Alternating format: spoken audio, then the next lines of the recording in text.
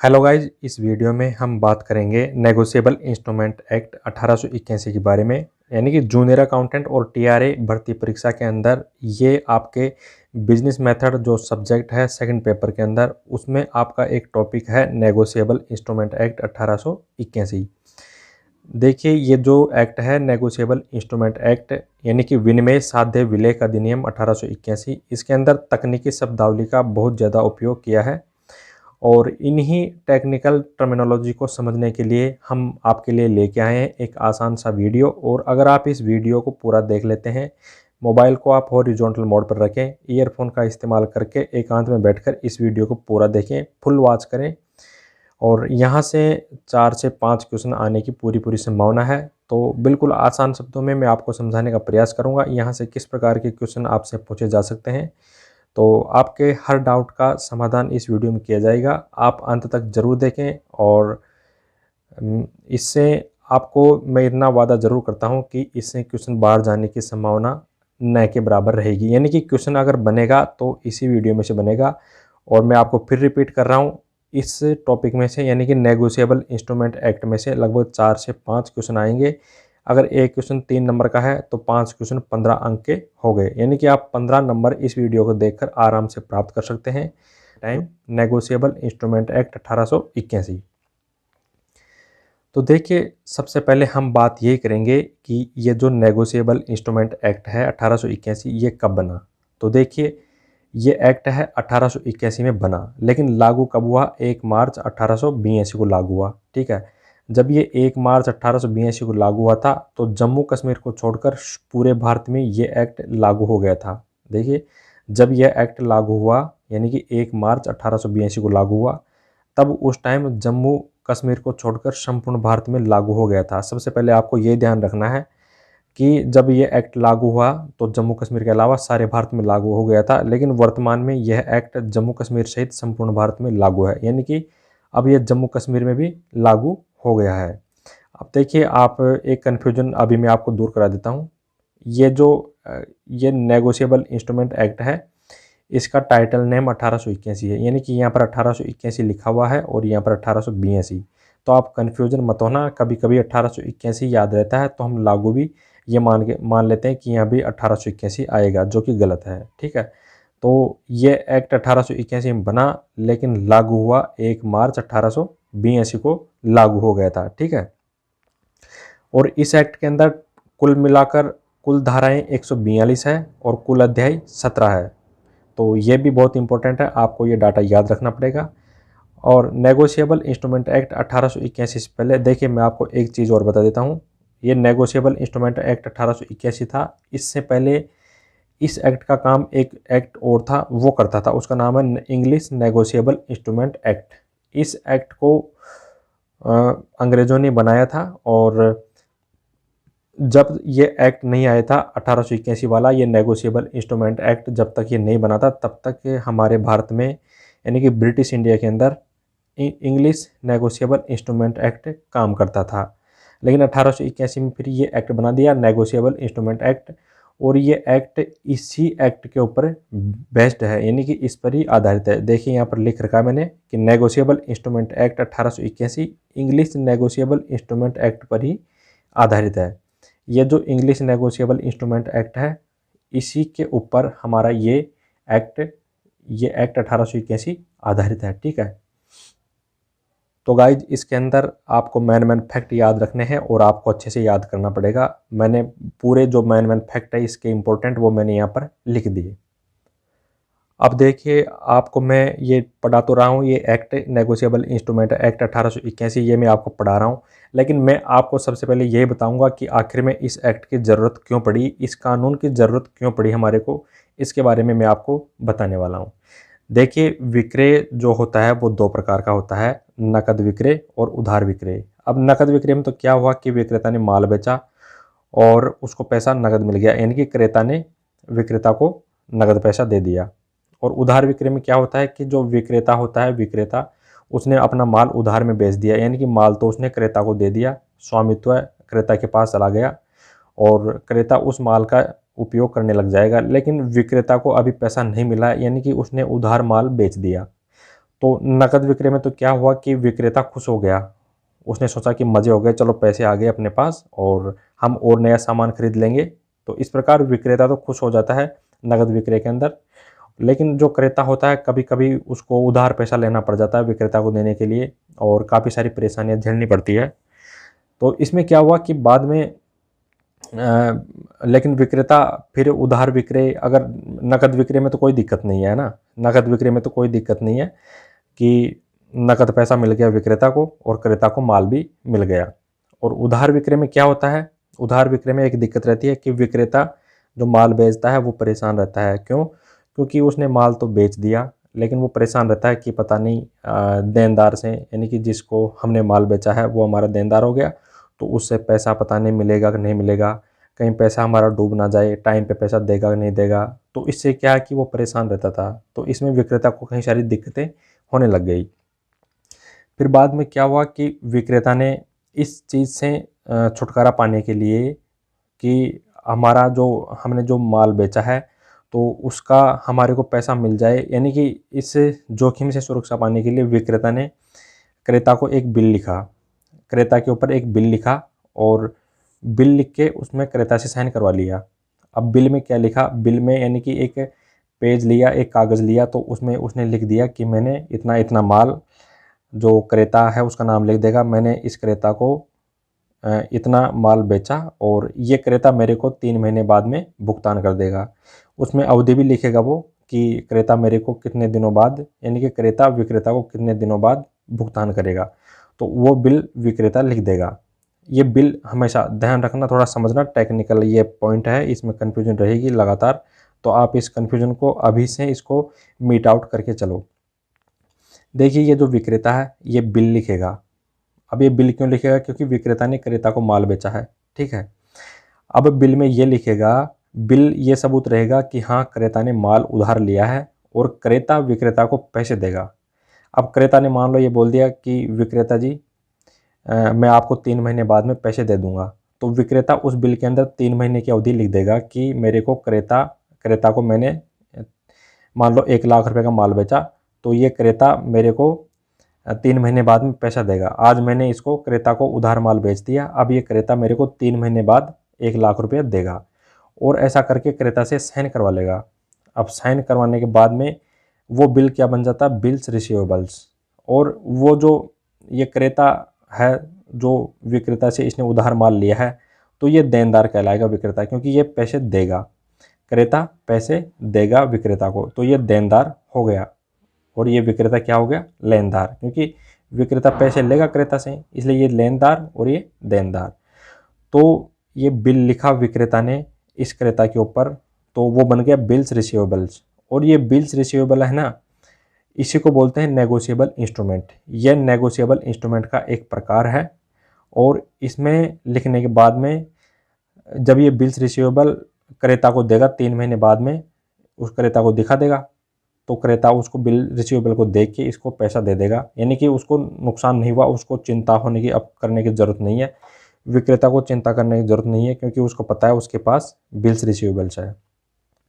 और मान लो इस बिल्स रिसीवेबल्स में ये लिख दिया विक्रेता ने ये लिख दिया कि 3 महीने बाद में मेरे को क्रेता 1 लाख रुपए देगा, तो 3 महीने की अवधि रहेगी, तब तक तो विक्रेता परेशान रहेगा।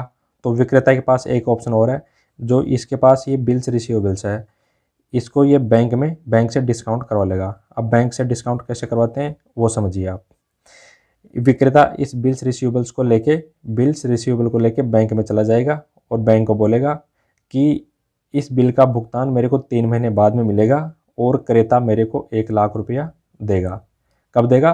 3 महीने बाद। अब विक्रेता ने बोला कि ये 1 लाख रुपये का बिल है और उसने बैंक में जमा करा दिया, और बैंक वाले को बोला कि आप मेरे को अभी ये पैसा दे दो और आप 3 महीने बाद उस क्रेता से ये पैसा आप 1 लाख रुपये ले लेना।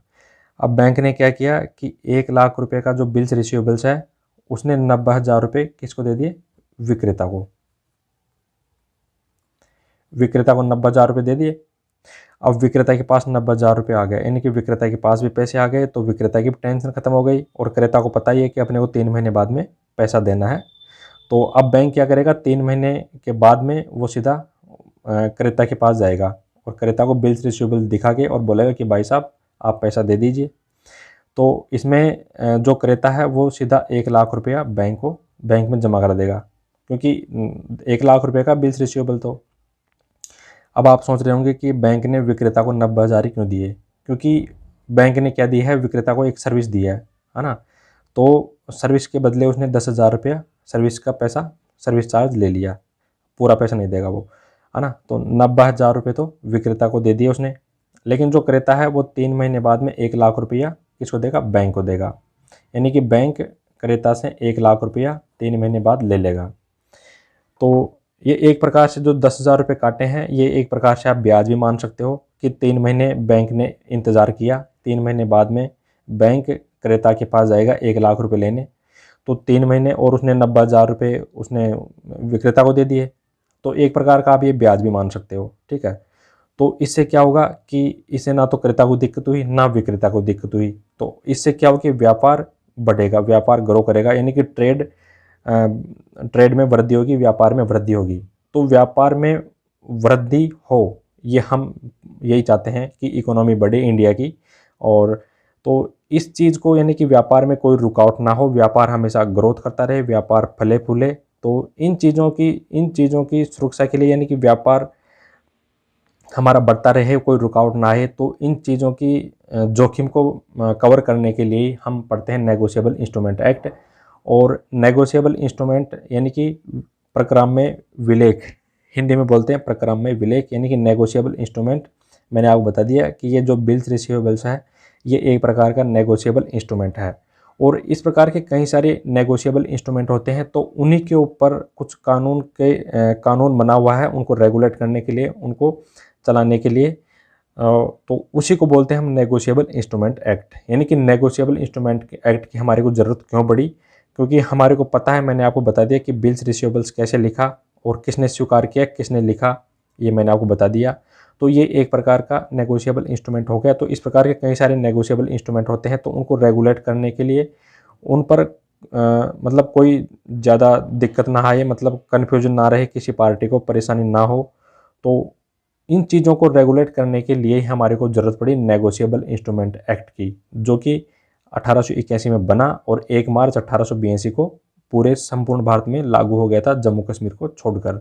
लेकिन वर्तमान में ये जो नेगोशिएबल इंस्ट्रूमेंट एक्ट है ये संपूर्ण भारत में लागू है। उम्मीद है आपको ये वीडियो यहाँ तक समझ में आया होगा। चलिए अब हम बात कर लेते हैं, ये नेगोशिएबल इंस्ट्रूमेंट है, हम बार बार पढ़ रहे हैं, विनिमय साध्य विलेख। आखिर में नेगोशिएबल इंस्ट्रूमेंट का अर्थ क्या होता है। देखिए, नेगोशिएबल इंस्ट्रूमेंट है ये 2 शब्दों से मिलकर बना है। पहला शब्द है नेगोशिएबल यानी कि विनिमय साध्य, और दूसरा है इंस्ट्रूमेंट यानी कि विलेख। तो ये 2 शब्दों से मिलकर बना है। हम इन शब्दों के बारे में पढ़ेंगे कि इन शब्दों का अर्थ क्या होता है। देखिए, नेगोशिएबल यानी कि विनिमय साध्य, नेगोशिएबल का मतलब होता है एक व्यक्ति से दूसरे व्यक्ति को अंतरण योग्य। यानी कि जो हमारे पास जो इंस्ट्रूमेंट होते हैं, विलेख होते हैं, नेगोशिएबल इंस्ट्रूमेंट होते हैं, हम उनको एक व्यक्ति से दूसरे व्यक्ति को ट्रांसफ़र कर सकते हैं, और इसी को बोलते हैं हम नेगोशिएबल। और इंस्ट्रूमेंट की अगर बात करें तो इंस्ट्रूमेंट का मतलब होता है कोई भी लिखित दस्तावेज, यानी कि इंस्ट्रूमेंट हमेशा लिखित दस्तावेज रहेगा, मौखिक इसमें काम नहीं करेगा, हमेशा रिटन में यानी कि लिखित होना चाहिए। अब ये रिटन डॉक्यूमेंट होता है इंस्ट्रूमेंट, यानी कि ये जो लिखित दस्तावेज होता है, इंस्ट्रूमेंट हमेशा लिखित दस्तावेज होता है। अब इससे क्या होगा कि यह पक्षकारों के मध्य अधिकारों एवं दायित्वों का सृजन करता है। और सिंपल सा उदाहरण मैं आपको बताता हूँ। मान लीजिए मेरे पास कोई चेक है, ठीक है। अब मैं किसी को 3,000 रुपये दूंगा, है ना, तो मैंने चेक से उसको 3,000 रुपये देना चाहता हूँ चेक से। तो ये चेक लिखित दस्तावेज हो गया, क्योंकि लिखा हुआ रहता है, इसके ऊपर मैं साइन करूँगा, है ना, तो ये लिखित दस्तावेज माना जाएगा। क्या होता है ये लिखित दस्तावेज।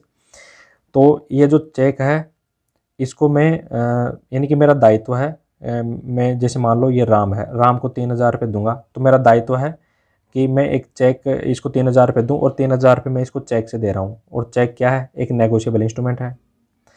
तो अब मैंने क्या किया कि मेरा दायित्व बन गया, इसमें दे रखा है कि जो पक्षकारों के मध्य अधिकारों एवं दायित्वों का सृजन करता है। यानी कि दायित्व मेरा यह है कि मैं राम को 3,000 रुपये दूँ, और मैंने चेक से इसको 3,000 रुपये देना चाहता हूँ। तो चेक पर राम का नाम लिख दिया और राम को मैंने दे दिया चेक, और राम चेक को बैंक में ले जाके 3,000 रुपये अपने खाते में डलवा लेगा।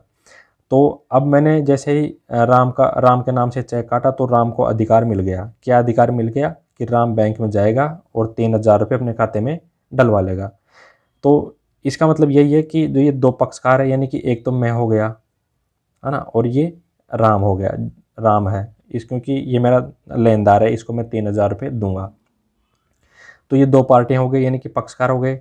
तो इनके मध्य, इन दोनों के मध्य अधिकार एवं दायित्वों का सदन करता है, तो उसके बोलते हैं इंस्ट्रूमेंट, यानी कि विलेख।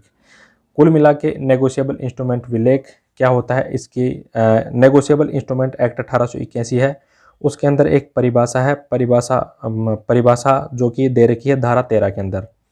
अब देखिए, नेगोशिएबल इंस्ट्रूमेंट एक्ट है, ये आपको धारा याद रखनी पड़ेगी, धारा 13 आपको याद रखनी पड़ेगी। आपसे एग्जाम में पूछा जा सकता है कि नेगोशिएबल इंस्ट्रूमेंट एक्ट की परिभाषा, नेगोशिएबल इंस्ट्रूमेंट की परिभाषा 1881, जो 1881 वाला जो एक्ट है उसके अंदर किस धारा में दे रखी है, तो आपको ये ध्यान रखना पड़ेगा, वह है धारा 13।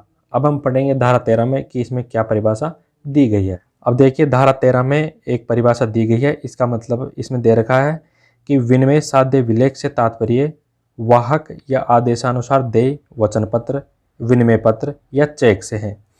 यानी कि नेगोशिएबल इंस्ट्रूमेंट का मतलब होता है विनिमय साध्य विलेख, हिंदी में बोलते हैं इसको विनिमय साध्य विलेख, यानी कि नेगोशिएबल इंस्ट्रूमेंट। तो नेगोशिएबल इंस्ट्रूमेंट यानी कि विनिमय साध्य विलेख से तात्पर्य वाहक, टू बियरर या आदेशानुसार, टू ऑर्डर्ड, देय वचन पत्र, विनिमय पत्र या चेक से है। ये आपको परिभाषा दे रखी है। अब मैं आपको इस परिभाषा को समझाने का प्रयास करता हूँ। देखिए, कोई भी नेगोशिएबल जो इंस्ट्रूमेंट होता है वो दो प्रकार से देय होता है। अब मैं आपको बताऊं, जैसे एक प्रकार तो ये हो गया पेबल टू बियरर, और दूसरा टाइप हो गया पेबल टू ऑर्डर।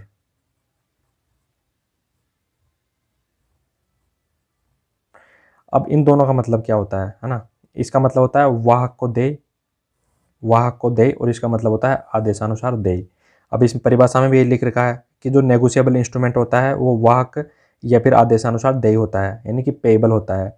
अब पेबल टू बियरर यानी कि वाहक को देय, और पेबल टू ऑर्डर यानी कि आदेशानुसार देय, इसका मतलब क्या होता है? Payable to order, sorry, payable to bearer का मतलब होता है कि वो इंस्ट्रूमेंट जिस पर किसी का नाम नहीं लिखा हो, इस पर नाम नहीं होता। और पेबल टू ऑर्डर यानी कि आदेशानुसार देय, जो भी नेगोशिएबल इंस्ट्रूमेंट होता है, जो भी विनिमय साध्य विलेख होता है, उस पर किसी न किसी का नाम होता है, नाम लिखा होता है।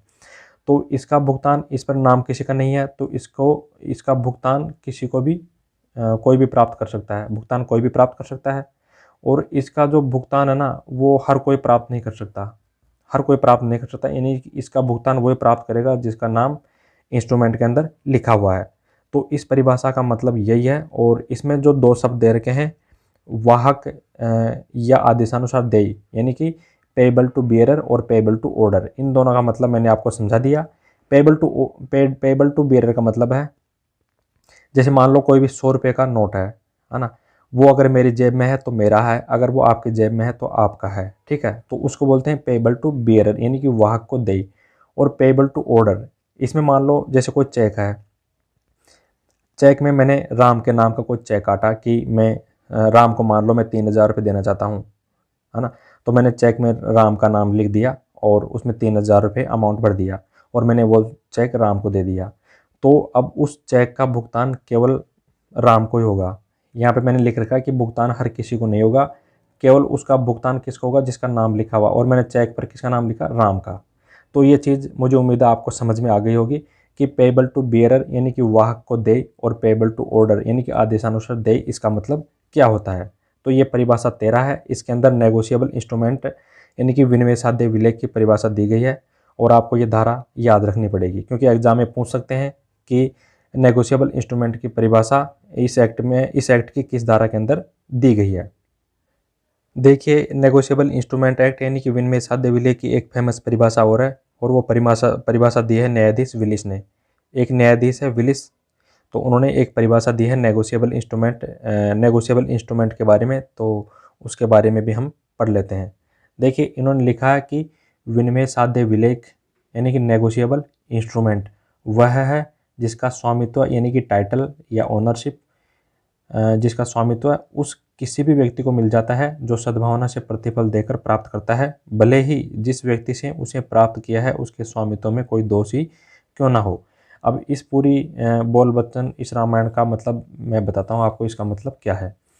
ये कह रहा है कि विनिमय साध्य विलेख वह होता है जिसका स्वामित्व उस किसी भी व्यक्ति को मिल जाता है जो सद्भावना से प्रतिफल देकर प्राप्त करता है। सद्भावना से प्रतिफल, सद्भावना से का मतलब यह है कि मान लो ये राम है और ये श्याम है। अब राम श्याम के नाम से श्याम को कोई चेक के द्वारा श्याम को कुछ पैसा देना चाहता है।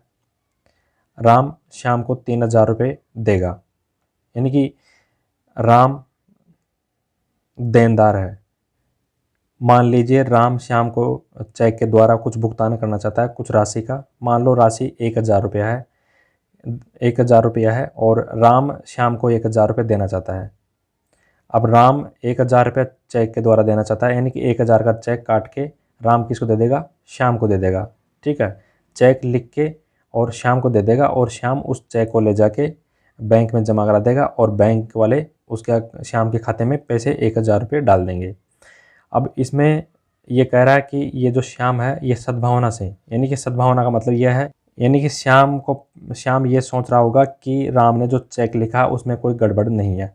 ठीक है, तो इसको बोलते हैं सद्भावना से। और प्रतिफल देकर का मतलब यह है कि राम श्याम को 1000 रुपये क्यों दे रहा, क्योंकि श्याम ने कभी राम को 1000 रुपये दिया होगा।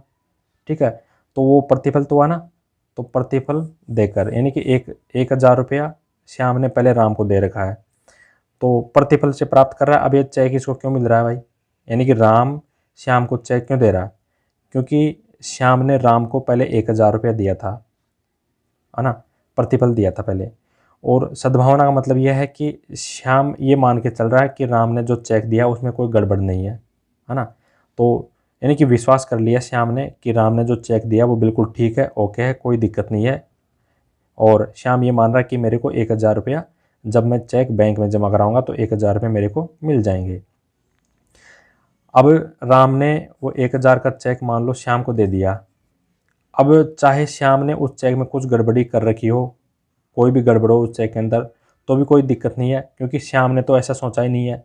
श्याम तो ये सोच रहा है कि राम से जो मुझे चेक मिलेगा वो एकदम ओके मिलेगा सद्भावना से, यानी कि बोनाफाइड। ये बोनाफाइड है। बोनाफाइड का मतलब ये होता है कि श्याम ने ये मान लिया कि राम से जो चेक मिलेगा वो बिल्कुल एकदम ओके है, उसमें कोई गड़बड़ नहीं है। तो इस प्रकार इसमें जो टाइटल मिलेगा चेक का वो श्याम को अच्छा मिल जाएगा, राम की तुलना में अच्छा मिल जाएगा। चाहे उस चेक के अंदर कुछ गड़बड़ हो, चाहे राम के स्वामित्व में कुछ गड़बड़ हो, कोई दिक्कत नहीं है, इसके अंदर श्याम को अच्छा स्वामित्व मिल जाएगा। अब अच्छा स्वामित्व मिलने की दो ही शर्तें है, यानी कि उसने प्रतिफल दिया हो और उसने जो विलेख यानी कि विनिमय साध्य विलेख नेगोशिएबल इंस्ट्रूमेंट लिया है राम से वो सद्भावना से लिया है। सद्भावना का मतलब यह है कि श्याम ने ये सोचा है कि वो चेक एकदम ओके है, उसमें अंदर कोई गड़बड़ नहीं है। तो ये न्यायाधीश विलेज द्वारा दी गई एक परिभाषा थी जिसको मैंने आपको समझाने का प्रयास किया। सारांश रूप में अगर हम बात करें तो नेगोशिएबल इंस्ट्रूमेंट का मतलब क्या होता है। देखिए, इसको जो नेगोशिएबल इंस्ट्रूमेंट होता है इसको ट्रांसफरी यानी कि अंतरिति इसे सद्भाव से प्राप्त करेगा। पहली चीज़ तो ये हो गई। ट्रांसफरी का मतलब हो गया, जैसे मान लो ये राम है और ये श्याम है। अब राम एक चेक देना चाहता है श्याम को, चेक श्याम के नाम पर एक चेक काट रहा है कि क्योंकि श्याम ने कभी राम को कुछ पैसे दिए होंगे तो राम उन पैसों को चुकाना चाहता है, तो राम श्याम के नाम का एक चेक काट के श्याम को दे देगा। तो ये राम तो हो गया ट्रांसफरर हो गया और श्याम क्या हो गया, ट्रांसफरी। ठीक है, तो ट्रांसफरर तो कौन हो गया, राम हो गया, और ट्रांसफरी कौन हो गया, श्याम हो गया। तो इसमें ये ट्रांसफरी यानी कि अंतरिति ये तो हो गया अंतरणकर्ता,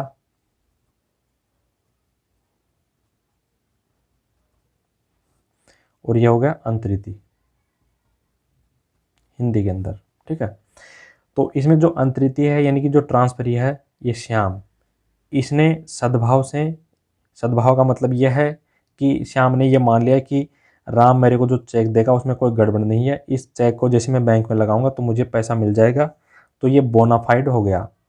ठीक है, बोनाफाइड होना चाहिए ट्रांसफरी, यानी कि सद्भाव से, सद्भाव, सद्भाव का इंग्लिश में मतलब होता है बोनाफाइड, तो ये बोनाफाइड होना चाहिए श्याम, यानी कि अंतरिति ट्रांसफरी बोनाफाइड होना चाहिए। और दूसरी चीज़ यह है कि प्रतिफल के बदले उसने विलेख प्राप्त किया है, और यहाँ पर विलेख क्या है, चेक। ठीक है, इंस्ट्रूमेंट क्या है हमारे पास, चेक, और विलेख को इंग्लिश में यही बोलते हैं इंस्ट्रूमेंट। तो ये दो चीज़ें होने पर क्या होगा कि श्याम को अच्छा स्वामित्व मिल जाएगा राम की तुलना में, यानी कि अंतरिति अंतरणकर्ता या फिर ट्रांसफर की तुलना में श्याम को अच्छा स्वामित्व मिल जाएगा, चाहे राम के स्वामित्व में कुछ गड़बड़ी क्यों ना हो, कुछ दोष ही क्यों ना हो। ठीक है, अब इसमें यह दे रखा कि अंतरणकर्ता की तुलना में, यानी कि राम अंतरणकर्ता कौन हो गया, अंतरणकर्ता कौन हो गया, राम, चाहे प्रलेख के अंतरणकर्ता के स्वामित्व में कोई दोष ही क्यों ना हो। इसका मतलब यही है कि प्रलेख, चाहे प्रलेख के अंतरणकर्ता, यानी कि जो प्रलेख के अंतरणकर्ता है यानी कि राम है, उसके स्वामित्व में कोई दोष ही क्यों ना हो, चाहे इसमें कोई दोष हो इसके स्वामित्व में तो भी कोई दिक्कत नहीं है, अगर श्याम ने ये दो चीज़ें, यानी कि अच्छा स्वामित्व तभी मिलता है जब दो चीज़ें वेरीफाई हो कि उसने वो विलेख यानी कि नेगोशिएबल इंस्ट्रूमेंट वो सद्भावना से लिया हो, सद्भाव से लिया हो, और प्रतिफल के बदले लिया हो। तो ये दो चीज़ें, ओनली दो, केवल मैं दो की बात कर रहा हूँ, अगर ये दो चीज़ें अगर ठीक है तो ये माना जाएगा कि अंतरिति को अंतरणकर्ता से अच्छा स्वामित्व मिल जाएगा, चाहे अंतरणकर्ता के स्वामित्व में कोई दोष ही क्यों ना हो। अब हम बात करेंगे विनिमय साध्य विलेख की विशेषताएं, यानी कि नेगोशिएबल इंस्ट्रूमेंट की क्या क्या विशेषताएं होती है। देखिए, नेगोशिएबल इंस्ट्रूमेंट हमेशा लिखित में होगा, मौखिक में नहीं चलेगा, मौखिक में मान्य नहीं है। हस्ताक्षर युक्त, हमेशा जो भी विनिमय साध्य विलेख यानी कि नेगोशिएबल इंस्ट्रूमेंट जो भी हो, चाहे वो चेक हो, चाहे वो वचन पत्र हो या प्रतिज्ञा पत्र हो, उस पर हमेशा लेखक के हस्ताक्षर होंगे, हमेशा लेखक के हस्ताक्षर होंगे। और मैं अगर नेगोशिएबल इंस्ट्रूमेंट की बात करूं यानी कि विनिमय साध्य विलेखों की बात करूं, तो ये पेएबल यानी कि देय दो प्रकार से होते हैं। मैंने आपको पहले भी बताया थोड़ी देर पहले कि ये पेएबल कितने प्रकार से होते हैं, यानी कि देय कितने प्रकार से होते हैं, दो प्रकार से। कौन कौन से, एक तो पेएबल टू बियरर, और एक होता है पेएबल टू ऑर्डर।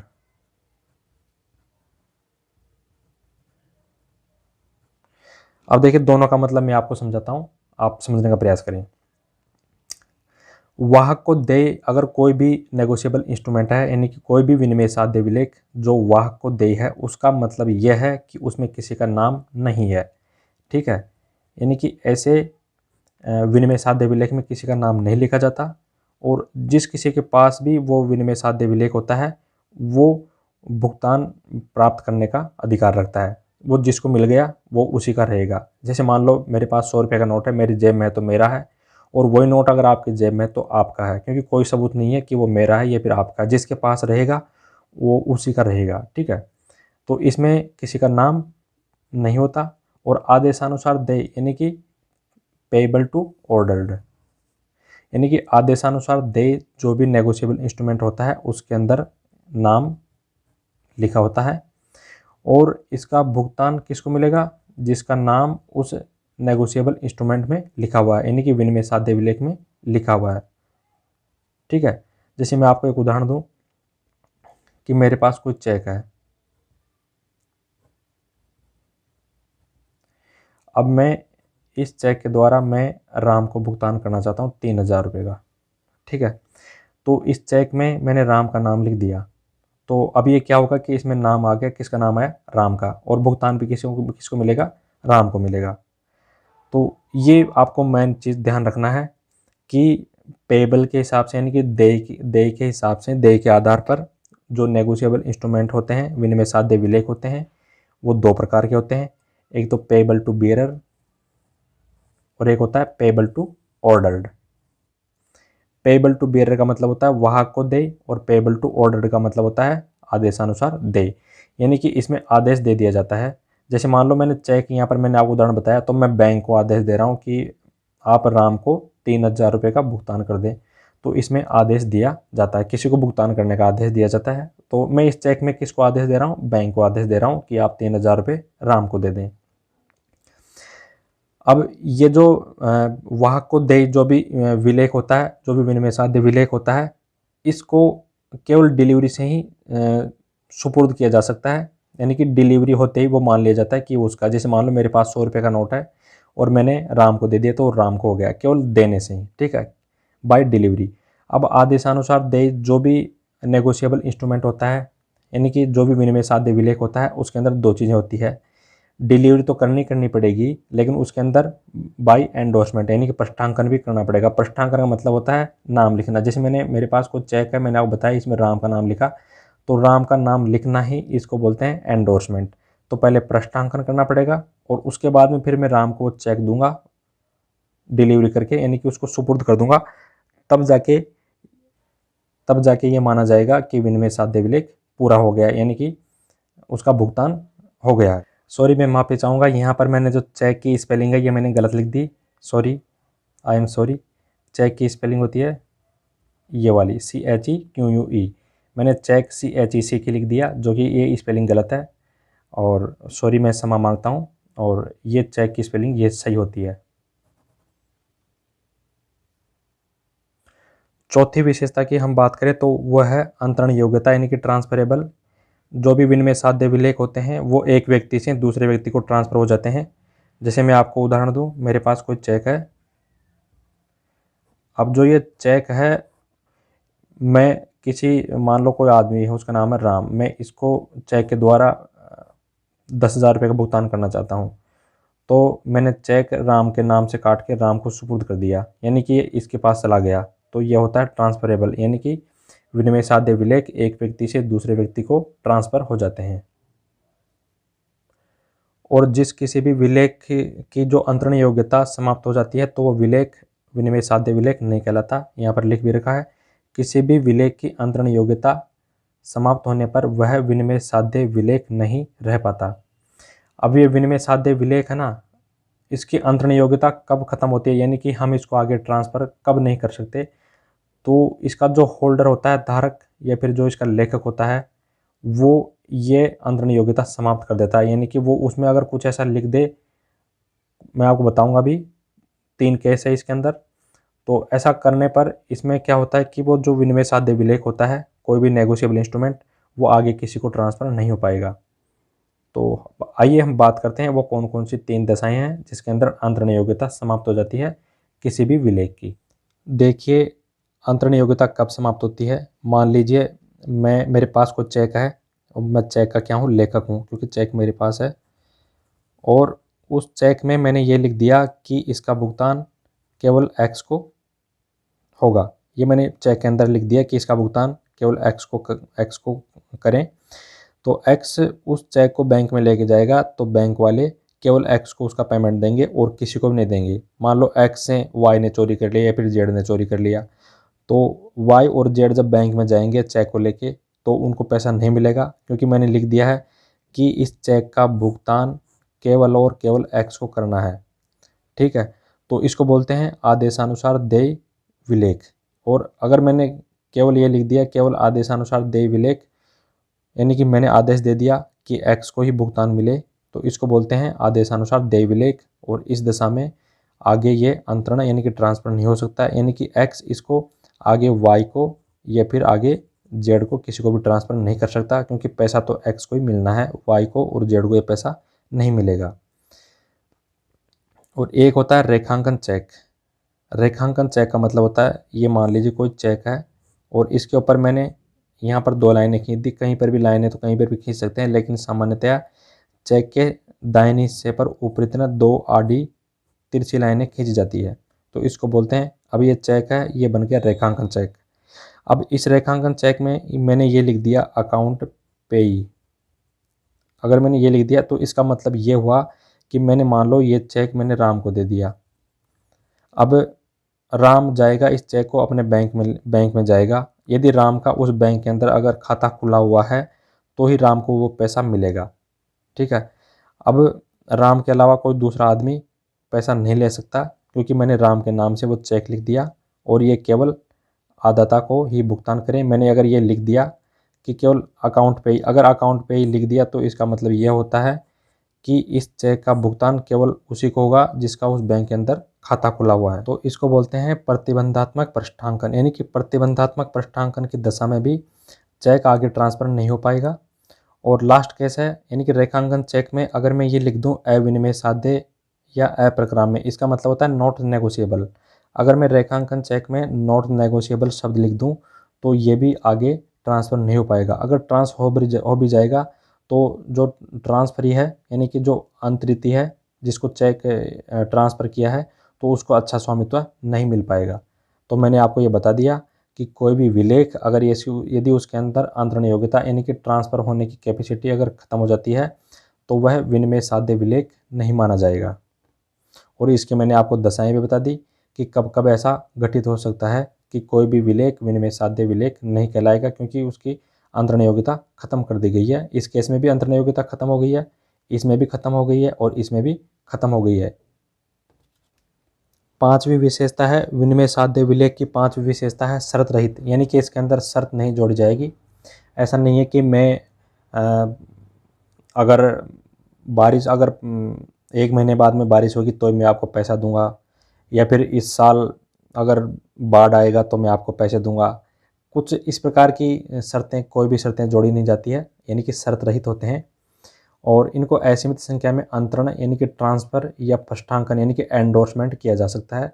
जो भी विनिमय साध्य विलेख होते हैं उनको आप कितनी ही बार आप उनको ट्रांसफ़र यानी कि अंतरण या पृष्ठांकन यानी कि एंडोर्समेंट कर सकते हैं कितनी बार, लेकिन परिपक्वता अवधि से पहले। मान लीजिए मैंने कोई चेक लिखा, अब इस चेक को आप अंतरण यानी कि ट्रांसफ़र या इसका एंडोर्समेंट, चेक की सामान्यतः परिपक्वता अवधि होती है 3 माह। तो 3 माह की अवधि के अंदर अंदर आप इसको कितनी भी बार आप अंतरण या पृष्ठांकन कर सकते हो, उसके बाद नहीं। ठीक है। असीमित संख्या में कर सकते हो, कितनी भी बार कर सकते हो, और वो भी परिपक्वता अवधि से पहले। सातवीं विशेषता है अंतरण की सूचना आवश्यक नहीं है। इसका मतलब यह है कि मान लो एक्स है, उसने वाई का नाम का चेक काटा और वाई को दे दिया। अब वाई उस चेक को बैंक में लगा के अपने खाते में पैसे डलवा लेगा या फिर पैसे नकद ले लेगा। अब वाई, अगर मान लो वाई ऐसा ना करे और वो वाई उस चेक को आगे ट्रांसफ़र यानी कि अंतरण जेड को करना चाहे, यानी कि वाई उस चेक को जेड को ट्रांसफ़र करना चाहता है, तो जेड का नाम लिख के उस चेक में जेड को दे देगा। अब जेड क्या करेगा कि जेड अपने बैंक में जाएगा और चेक को बैंक में लगाकर पैसे प्राप्त कर लेगा। तो ये चेक किससे मिला? एक्स से। पहले एक्स से वाई को मिला और वाई ने उसको ट्रांसफ़र कर दिया जेड को। तो अब वाई जब जेड को ट्रांसफ़र करेगा तो एक्स को कोई भी नोटिस या सूचना देने की ज़रूरत नहीं है। अगर वाई किसी को आगे ट्रांसफ़र कर रहा है तो इसकी सूचना एक्स को देने की ज़रूरत नहीं है। तो इसका मतलब यही है कि अंतरण की सूचना आवश्यक नहीं है। 8वां पॉइंट है पूर्ण एवं अच्छा स्वामित्व। इसको मैंने आपको बता दिया पहले कि कोई भी विलेख हो, विनिमय साध्य विलेख होता है, तो उस पर पूर्ण और अच्छा स्वामित्व केवल 2 ही दशा में मिल जाता है, यानी कि जिसने ट्रांसफ़र किया है अंतरिती, इसको इंग्लिश में बोलते हैं ट्रांसफरी,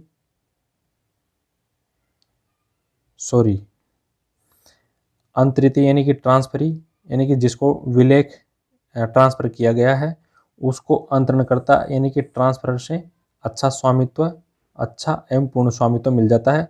लेकिन केवल इसकी 2 ही शर्तें हैं जो कि मैंने आपको पहले बता दी कि कब किसी अंतरिती को अंतरणकर्ता से अच्छा स्वामित्व मिलता है। इसकी केवल 2 शर्तें हैं। पहली शर्त तो यह है कि वो जो ट्रांसफरी है वो बोनाफाइड होना चाहिए, यानी कि सद्भावना से उसने वो विलेख यानी कि इंस्ट्रूमेंट लिया हो और किसी प्रतिफल के बदले लिया हो। प्रतिफल का भुगतान जरूरी है। तो मैंने आपको ये पहले बता दिया ऑलरेडी कि पूर्ण एवं अच्छा स्वामित्व कब मिलता है। ये दे रखी इसकी दोनों शर्तें, आप एक बार पढ़ लीजिएगा। 9वें पॉइंट की अगर हम बात करें तो कोई भी विलेख होता है उसके अंदर निश्चित धनराशि अवश्य होनी चाहिए और राशि का भुगतान केवल मुद्रा में ही होना चाहिए, यानी कि अगर राशि का भुगतान वस्तु या फिर वस्तु के साथ में कुछ मुद्रा, ये चीज़ें स्वीकार्य नहीं है। केवल पूरी जो भी राशि है उसका भुगतान, सारा का सारा भुगतान केवल मनी के अंदर यानी कि मुद्रा के अंदर होना चाहिए। अगर मुद्रा के साथ में यानी कि मुद्रा के साथ में अगर वस्तु भी शामिल है तो भी वह एक्सेप्ट नहीं होगा, स्वीकार्य नहीं होगा, वो विलेख विनिमय साध्य विलेख नहीं कहलाएगा।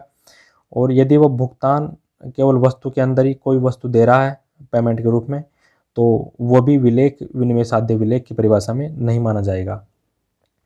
11वां पॉइंट है वाद प्रस्तुत करने का अधिकार। इसका मतलब क्या है? इसका मतलब यह है कि मान लीजिए कोई चेक है, एक्स ने वाई के नाम का चेक काटा और वाई ने जेड को ट्रांसफ़र कर दिया।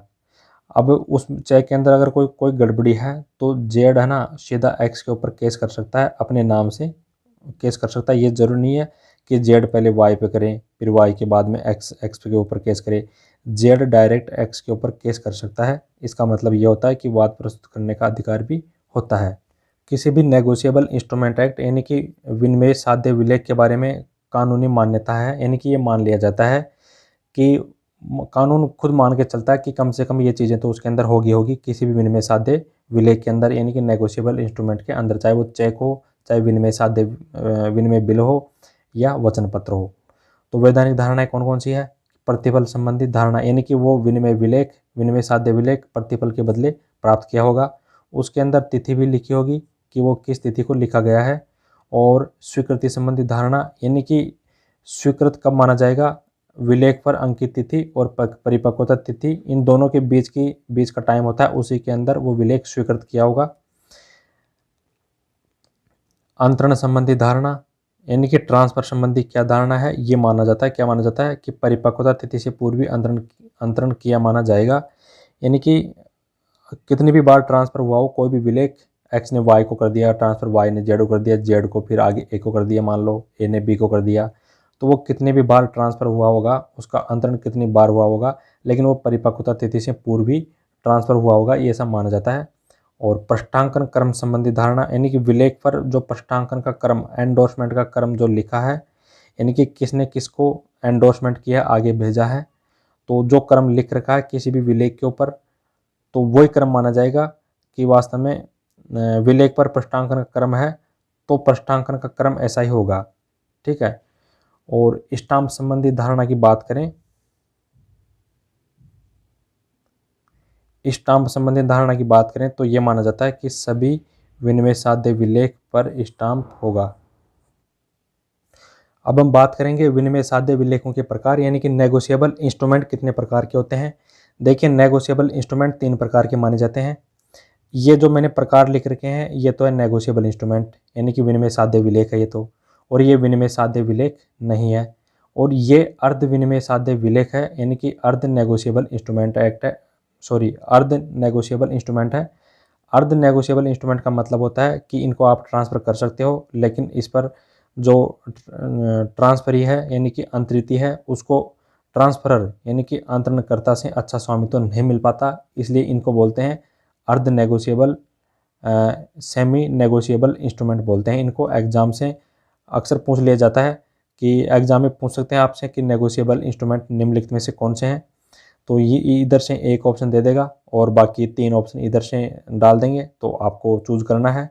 तो कुल मिला के आपको ये याद रखना है कि कौन कौन से नेगोशिएबल इंस्ट्रूमेंट है, कौन कौन से सेमी नेगोशिएबल इंस्ट्रूमेंट यानी कि अर्ध विनिमय साध्य विलेख है और कौन कौन से विनिमय साध्य विलेख है, ये मैंने आपको बता दिया। आप एक बार इसको वीडियो को पॉज करके लिख लेना या फिर पढ़ लेना। तो मैं आपको बता देता हूँ फिर से कि ये नेगोशिएबल इंस्ट्रूमेंट कौन से नहीं होते, जिनको ट्रांसफ़र नहीं कर सकते, यानी कि जिन इंस्ट्रूमेंट को हम ट्रांसफ़र नहीं कर सकते, ये ट्रांसफ़र नहीं हो सकते, ये इंस्ट्रूमेंट वो है जिनको हम आगे ट्रांसफ़र नहीं कर सकते, इसलिए ये नेगोशिएबल इंस्ट्रूमेंट नहीं है। और ये सेमी यानी कि अर्ध नेगोशिएबल इंस्ट्रूमेंट है, यानी कि अर्ध विनिमय साध्य विलेख है। क्यों है? क्योंकि ये आगे ट्रांसफ़र हो जाते हैं, लेकिन इनका स्वामित्व जो ट्रांसफरी है यानी कि अंतरिती है उसको ट्रांसफरर यानी कि अंतरणकर्ता से अच्छा स्वामित्व नहीं मिल पाता, इसलिए ये सेमी नेगोशिएबल इंस्ट्रूमेंट कहलाते हैं। और यह है नेगोशिएबल इंस्ट्रूमेंट एक्ट, सॉरी ये, और यह है नेगोशिएबल इंस्ट्रूमेंट जो कि मैंने आपको बता दिया। ये ट्रांसफ़र भी हो जाते हैं और इनका स्वामित्व अंतरणकर्ता से अंतरिती को अच्छा मिल जाता है, यानी कि ट्रांसफरी को ट्रांसफर से बेटर स्वामित्व मिल जाता है। और मैं आपको और अच्छे से दिखा देता हूँ कि नेगोशिएबल इंस्ट्रूमेंट कौन कौन से हैं।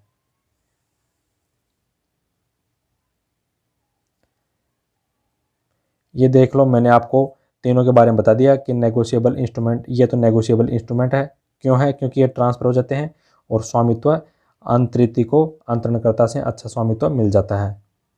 ये नेगोशिएबल इंस्ट्रूमेंट नहीं है क्योंकि ये ट्रांसफर नहीं होते। और ये सेमी यानी कि अर्ध नेगोशिएबल इंस्ट्रूमेंट है क्योंकि ये ट्रांसफर हो जाते हैं लेकिन स्वामित्व अच्छा नहीं मिल पाता। चलिए अब हम बात करेंगे वैधानिक आधार पर, यानी कि नेगोशिएबल इंस्ट्रूमेंट एक्ट है 1881, उसके अंदर नेगोशिएबल इंस्ट्रूमेंट यानी कि विनिमय साध्य अभिलेख कितने प्रकार के होते हैं। तो नेगोशिएबल इंस्ट्रूमेंट एक्ट, उसके अंदर केवल तीन ही प्रकार के केवल इन तीनों को ही केवल नेगोशिएबल इंस्ट्रूमेंट माना है, बाकी सबको नेगोशिएबल इंस्ट्रूमेंट की परिभाषा से बाहर रखा है। जैसे और भी कई प्रकार के नेगोशिएबल इंस्ट्रूमेंट होते हैं, जैसे ट्रेजरी बिल हो गया, सर्कुलर नोट हो गया, डिविडेंड नोट हो गया, शेयर वारंट हो गया, बेयरर वारंट हो गया, बैंक नोट हो गया, बैंक ड्राफ्ट हो गया, ट्रेजरी बिल हो गया, हुंडी हो गया। तो ये सब भी विनिमय साध्य विलेख है, लेकिन विनिमय साध्य विलेख अधिनियम 1881 की परिभाषा में केवल ये तीन चीज़ें ही इन्हीं को विनिमय साध्य विलेख माना गया है। एक है वचन पत्र, एक है विनिमय पत्र और तीसरा है चेक। वचन पत्र की परिभाषा धारा 4 में दी गई है, विनिमय पत्र की परिभाषा धारा 5 में दी गई है और चेक की परिभाषा धारा 6 में दी गई है। यानी कि विनिमय साध्य विलेख अधिनियम 1881 की धारा 4 में वचन पत्र, धारा 5 में विनिमय पत्र, धारा 6 में चेक है। ये तीनों धाराएं आपको याद रखनी पड़ेगी कि कौन सी धारा में किसके बारे में बताया गया है। और विनिमय साध्य विलेख, उसकी ओवरऑल जो परिभाषा है वो धारा 13 में दे रखी है, तो आपको ये कम से कम 4 धाराएं तो याद रखनी ही पड़ेगी। चलिए अब हम बात करते हैं पक्षकार, यानी कि वचन पत्र में कौन कौन से पक्षकार पार्टियां होती है और विनिमय पत्र में कौन कौन सी पार्टियां या पक्षकार होते हैं और चेक के अंदर कौन कौन सी पार्टियां या पक्षकार होते हैं। अक्सर यहाँ से भी क्वेश्चन बन जाता है और क्वेश्चन में आपको पूछ लिया जाता है कि वचन पत्र के कौन कौन से पक्षकार है या नहीं है। आपको घुमा फिरा कर कई बार ये क्वेश्चन पूछ लिया जाता है। तो अब हम बात करेंगे कि वचन पत्र की कौन सी पार्टियां हैं, तीनों की पार्टियों के बारे में बात करेंगे। अब देखिए, ये जो वचन पत्र है ना, इसके अंदर वचन पत्र का मतलब होता है प्रोमिजरी नोट। प्रोमिजरी नोट, इसको मैं आगे आपको और डिटेल में बताऊंगा अच्छे से, लेकिन मैं आपको अभी बता देता हूं कि वचन पत्र क्या होता है। इसके अंदर मान लीजिए कोई एक्स नाम का व्यक्ति है और ये इधर वाई नाम का व्यक्ति है। अब वाई ने एक्स से कुछ रुपया उधार ले लिए, तो वाई एक प्रोमिजरी नोट बनाएगा, एक वचन पत्र तैयार करेगा, उसमें वो वादा करेगा यानी कि वचन देगा कि मैं एक्स को मान लो 10,000 रुपये का माल बेचा, तो वो लिखेगा कि मैं एक्स को 10,000 रुपये 3 महीने बाद देने का वचन देता हूँ। ठीक है, और वो अपने खुद के सिग्नेचर करके और वो वचन पत्र किसको दे देगा, एक्स को। अब एक्स क्या करेगा, 3 महीने बाद वाई के पास जाएगा, वाई को कहेगा कि आपने ये वादा किया तो आप मेरे 10,000 रुपये दीजिए। तो वाई इसको एक्स को 10,000 रुपये दे देगा, तो इसको बोलते हैं वचन पत्र। तो वचन पत्र जो बनाता है, यानी कि बनाता कौन है, ये वाई बनाया, क्योंकि वाई ने एक्स से क्या ले रखे थे, पैसे, तो वाई एक्स का क्या हो गया, देनदार। तो वचन पत्र हमेशा देनदार बनाता है। आपको सबसे पहले मैं ये चीज़ बता देता हूँ कि वचन पत्र हमेशा देनदार बनाता है और विनिमय पत्र हमेशा लेनदार बनाता है। पहला कन्फ्यूजन तो आप यहीं दूर कर लो। और जो ये इसने लिखा, वाई ने ऐसा लिखा कि मैं एक्स को 10,000 रुपये 3 महीने बाद दूंगा और साइन कर दिया, तो ये वचनदाता, क्योंकि ये वचन दे रहा है इसको, इसलिए हम इसको बोलेंगे वचनदाता। और इसी ने लिखा तो इसलिए हम इसको बोलेंगे लेखक, और इसको इंग्लिश में बोलते हैं मेकर, यानी कि इसने बनाया है ये वचन पत्र। और आदाता का मतलब होता है कि जिसको पैसा मिलेगा। मान लीजिए यहाँ पर एक्स को 10,000 रुपये मिले, तो ये हो गया पेई यानी कि आदाता। और धारक का मतलब होता है कि एक्स ने वो वचन पत्र, यानी कि वाई ने वो वचन पत्र लिखकर एक्स को दे दिया, तो एक्स धारक भी बन जाता है। यानी कि जिसके पास वचन पत्र रहेगा वो धारक कहलाएगा, और वचन पत्र का पैसा जिसको मिलेगा वो आदाता यानी कि पेई कहलाएगा।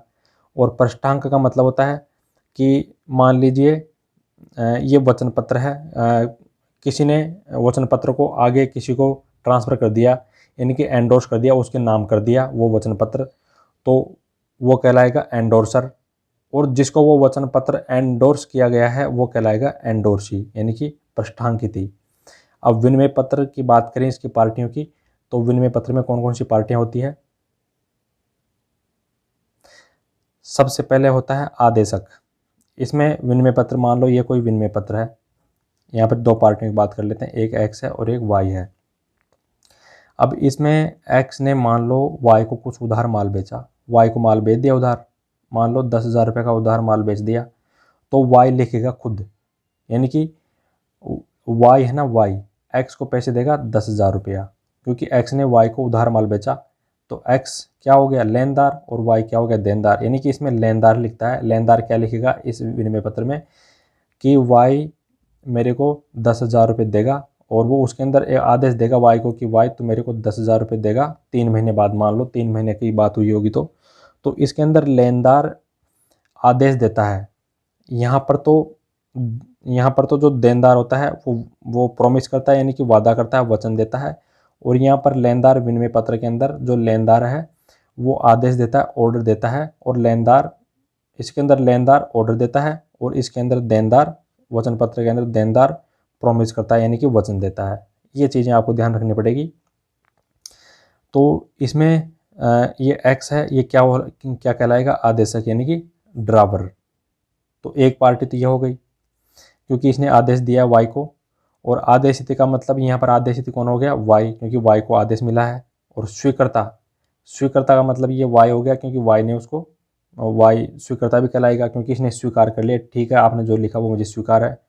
और आदाता का मतलब है कि विनिमय पत्र का जो पैसा प्राप्त करेगा वो आदाता कहलाएगा, और जिसके पास वो विनिमय पत्र रहेगा वो होल्डर कहलाएगा।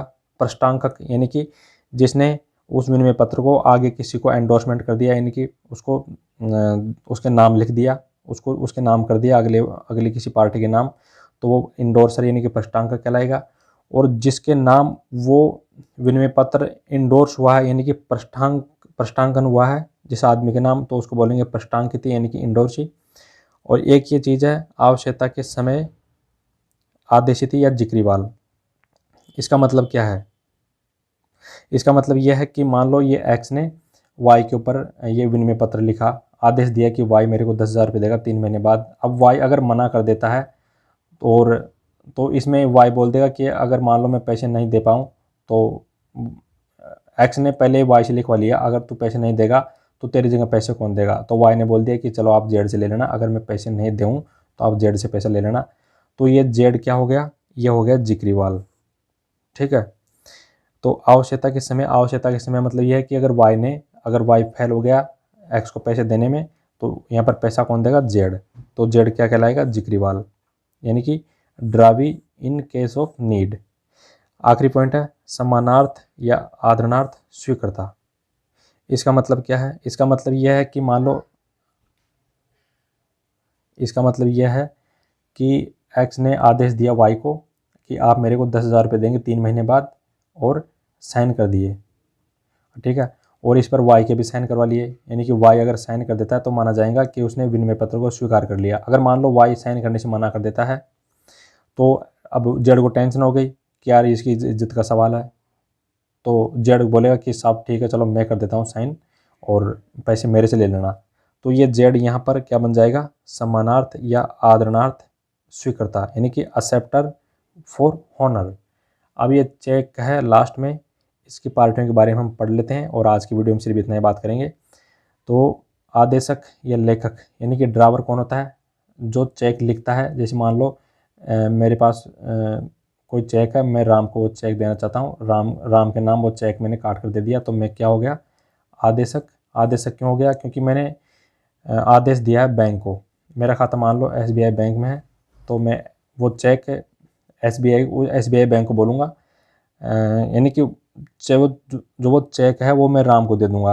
यानी कि एक तरह से मैंने आदेश दिया बैंक को, SBI को, कि आप राम को पैसे दे दे, और मैंने वो चेक राम को दे दिया। राम जब भी बैंक के पास जाएगा तो बैंक वाले राम को पैसा दे देंगे, यानी कि मैंने आदेश दे दिया, और मैंने वो चेक राम के नाम लिख दिया, यानी कि मैं खुद क्या हो गया? लेखक, ड्रावर, इंग्लिश में बोलते हैं ड्रावर। तो ये हो गया आदेशक। और आदेशित का मतलब होता है हमेशा इसके अंदर बैंक होता है कि मैंने किसको आदेश दिया है। आदाता का मतलब है पेई, किसको पैसा मिलेगा। मान लो यहाँ पर पेई राम है, राम अगर पैसा प्राप्त करेगा तो राम कहलाएगा पेई। धारक यानी कि जिसके पास चेक है, और पष्टांकक और पष्टांकित मैंने आपको बता दिया कि क्या होते हैं। तो गाइज इस वीडियो में सिर्फ इतना ही, और बचे हुए टॉपिक की अगर हम बात करेंगे अगले वीडियो में। Thank you so much.